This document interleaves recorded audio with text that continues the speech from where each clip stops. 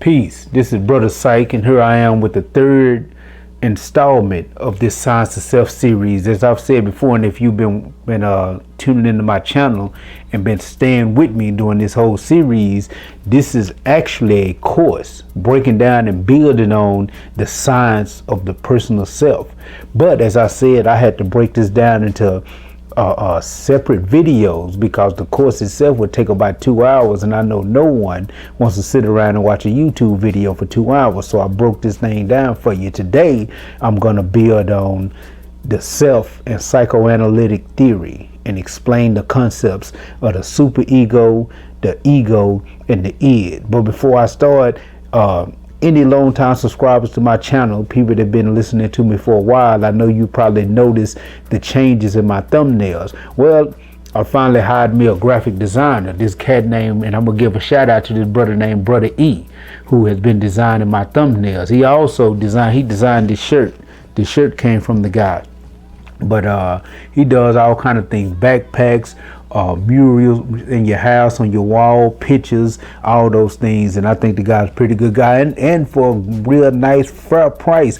Hell, I'm making a steal for the things that I'm getting from the brother. But I wanted to give a shout out to the brother. He has a page on Instagram, Black Lives Art, and he has a website, blacklivesart.org. So you ought to check this guy out. But anyway, let's get to the building. Let's deal with the self and psychoanalytic theory. Let's build on it.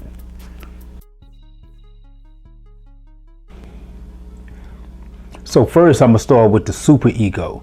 The superego is a part of the mind, and I want to explain this before I get into that. In the last video, in Science of Self Part 2, I dealt with the brain, the actual physical construct that's inside our cranium. Now what I'm dealing with is the mind.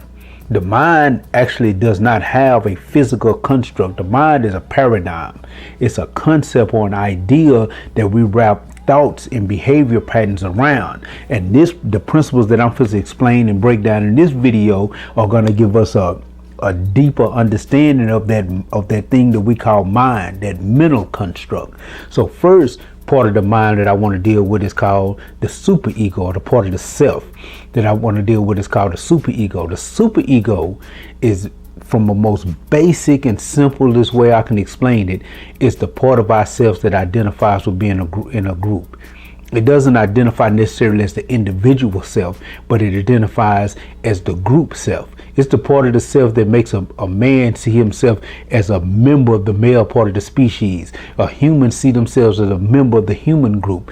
A black person see themselves as a member of black people, or a white person, so forth, so on, a woman or whatever. Whether you're a Christian, whether you're a Muslim, whatever it is that you see yourself, the larger group that you see yourself being a member of, it is the super ego that identifies with that. It is the reason why a black person can see a black person be murdered unjustly on television by the police and feel it personally and start worrying about the death of their own child, even though they don't know that person that was murdered on television, even though you don't know Rodney King to be beat up, even though you don't know Eric Gardner or any of these people, even though you don't know them personally, but because of these people belong to the group that you belong to, it is a super ego that makes you feel and identify with their personal pain. It's a super ego also where we develop or that evolves the concept of the conscience and our moral attitude. Oh, you're thinking to yourself, you was born with a conscience, right? No, you wasn't born with a conscience or your moral attitude. Your conscience and your moral attitude come from your group. It usually comes from the closest people to you in your life, because they develop your conscience for you. And let me explain how that works. Let's say you go into the store with your mother as a little boy. You go into the store with your mother as a little girl. And when you go into the store, your mother's talking to the store clerk. You pick up some now laters, put them in your pocket, walk out to the car with your mother as y'all leave the store. When y'all sitting in the car, you pull the now laters out of your pocket and go to eating one. Your mother look at you, slap the now laters out of your hand, pop you upside the head, grab you by your ear, walk you back into the store, make you apologize to the store clerk for stealing. You're crying. She marches you out of the store and tells you how much she's disappointed in you. You feel bad. That bad feeling that you get is your brain secreting a stress hormone called cortisol. Now, what happens is that by your mother doing this, she reinforces her dissatisfaction with you violating the moral code of your immediate group. And it creates a distress for response inside of your body. Matter of fact, the human brain is so efficient that later, even when your mother is not around, even if nobody else sees you, you could steal something from the store, get away with it, and you still feel bad about it because your brain will automatically secrete the stress hormone cortisol, even though you haven't been caught. And that is the development of your conscience. So those moral attitudes that we develop is based off whatever the society around us and the closest people around us has taught us and reinforced in us. Another example on the flip side of that. Let's say your mother takes you in the store.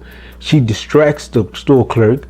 You come out of the store. She pulls out something and says, see what I peeled them for? What did you get, boy? And you look at her crazy like, I didn't get nothing.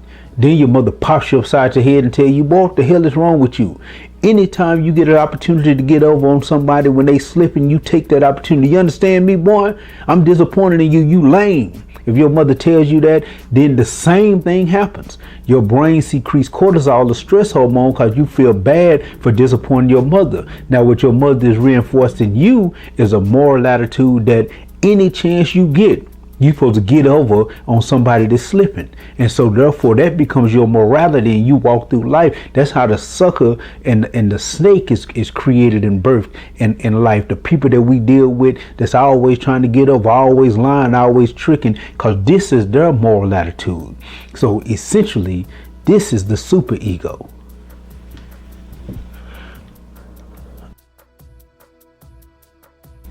Now next, let's deal with the ego. Now, if the superego is essentially the group self, your identification with the group self, then the ego is the personal self. Now, I know what some of y'all are sitting there thinking. You're thinking to yourself, wait a minute, brother Psyche, I don't have an ego. Yes, you do. It's impossible for you not to have an ego. Matter of fact, if you did not have an ego, you would not be able to say, I don't have an ego. Because to be able to say I requires the ego. The ego is the mental part of yourself that recognizes your individual self as separated from everything else in existence. The ego is the part of you that recognizes the difference between you and the phone that you're looking at, or you and the smart TV that you're looking at to watch this video. Without an ego, you would not recognize the separation. Matter of fact, if a person walked up to you and punched you, it's the ego that makes you flinch or block or hit them back or catch out running, because the ego tells you you don't deserve to be beaten on. If you did not have an ego, a person could punch you and you wouldn't do anything but sit there because you wouldn't understand that harm had been brought to you. So that is what the ego is supposed to do. A lot of times people think that ego is a bad thing because they identify having an ego with egoism. And those are two different things. Egoism is when you allow the ego and the ego's defenses to become the center of your complete reality. That's called egoism. Then it moves to conceit, then to selfishness and self-centeredness. That's when the ego can become bad, because the ego's job is to defend you psychologically, and the ego is very sufficient at doing that job. Sometimes it can do it too well. It can do it so well, in fact, that you only can think about, can see, and care about your own desires when the ego is doing its job too well. Matter of fact, have you ever met a person that no matter how much you explain reality or truth to them, they refuse to accept it? They argue you down. You can explain it to them with the wisdom of a Confucius, and you still cannot reach these people. It is the ego blinding them to being able to see reality, because in that person's mind, because of them having such a low opinion of self, the ego identifies being wrong with being attacked. And no one wants to be attacked, so they allow the ego to trick them to believing that they're being attacked if they submit to the truth you're trying to share with them, and they change their ideas. This is why in the book of Proverbs it says that if you correct a wise man, he will become wiser, but if you correct a fool, then he will hate you, because the wise man's ego is healthy. He has a healthy sense of self. And the fool's ego is very unhealthy. He has a negative sense of self. So he cannot accept or take correction. Now from the ego, we evolved the ideas of image, personality, and character. Now let me explain the differences in the three. Image is not always real. Image is not always real, but image is what we present to the world. It's our calling card. It's our representative. That's what image is. So what we do when we deal with image is we have an ideal of how we want to be seen by others. And then we'll create this social mask that we'll introduce to the rest of the world through our behavior. I knew a guy, I'm gonna use this as a good example. I knew a guy that I once worked with. He walked in, he always was smiling, very humble acting, used to wear a cross around his neck all the time, talked real light. I thought this was a real humble, good guy. Until we started working at night with each other and wasn't no one there but me and him. Then the truth of who this guy came out. See, he didn't respect me enough or didn't fear me enough to think that he had to keep the image for me, because he saw me as somebody who couldn't hurt him. So that image was only for the people on day shift, the supervisors and the bosses. Soon as we got at night and he and I was the only people in that building, that image came off him and he showed the truth. And that's what image is, what I meant when I said image is not always reality. People will fake an image. People will pretend to be somebody they're not. They'll dress in clothes. They'll talk in a certain way. They'll walk in an exaggerated way in order to appeal to you, because they have created and produced this image that they believe will gain respect from you. Some people will even con artists do it. They'll create an image just to con you out of something. Next is personality. Now the personality deals more with an emotional side of the self. The personality is the beliefs, the emotions, and the ideas that you have started to operate off of. It's what makes you particularly you. It's what separates you from other individuals. The way that you speak, the way that you move, the way that you start to walk, those things represent your personality. And what separates personality from character, while personality is more emotional, character is more mental. Character are essentially the life rules, the codes, and the systems that you operate off of. You might have a code of conduct, codes of honor that you refuse to break and that you move within the boundaries of at all times. Those things represent your character and they define what you are. In the story of Yeshua ben Yosef, most of the people know him as Jesus, the master builder, the master teacher. He teaches, there's a point when, I think it's in Matthew chapter 23, they call it the woes chapter, when he go in and he checked the Pharisees because they fake. They mastered putting on an image. But one of the things that he asked them, he said, do you clean the inside of the cup first, or do you clean the outside of the cup first? And they said, you clean the outside of the cup. And he said, wrong. He said, you clean the inside of the cup first and you automatically clean the outside of the cup first. I mean, you automatically will clean the outside of the cup. And what he's talking about is the difference between character and image. See, the outside of the cup is image, what it looks like to everybody else, but it may be filthy on the inside. But the inside of the cup is character. If the character is right, then the image, the presentation that goes out to the world will always be right and exact. Last, I'm going to deal with the id. Now the id, the word id comes from the Latin it. And essentially that's what it is. The it or the id is the lower part of the self. It's the animal part of the self. It's the part of the self that evolves the subconscious and the instinct. Now in my last video, when I dealt with Science of Self Part 2 and I explained the evolution of the brain, of the human brain, I explained it in 3 parts. You had the or complex, you had the paleo-mammalian brain, and you had the neocortex. The or complex is the part of the brain that would have gave birth to the id. The id is basically that programmed response part of the self.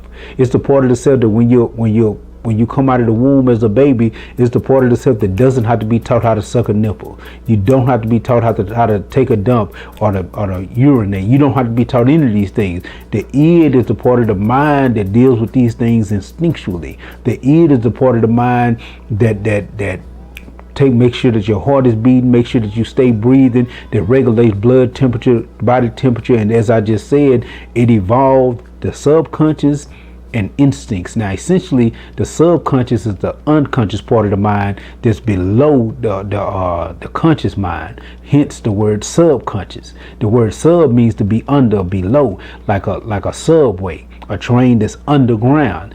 It's a part of the mind that's as powerful as the conscious mind, but you're not aware of it. And it'll hold certain beliefs, certain ideas, and certain operational systems that you won't be consciously aware of, that you picked up and allowed to be programmed into you based on how you have lived your life.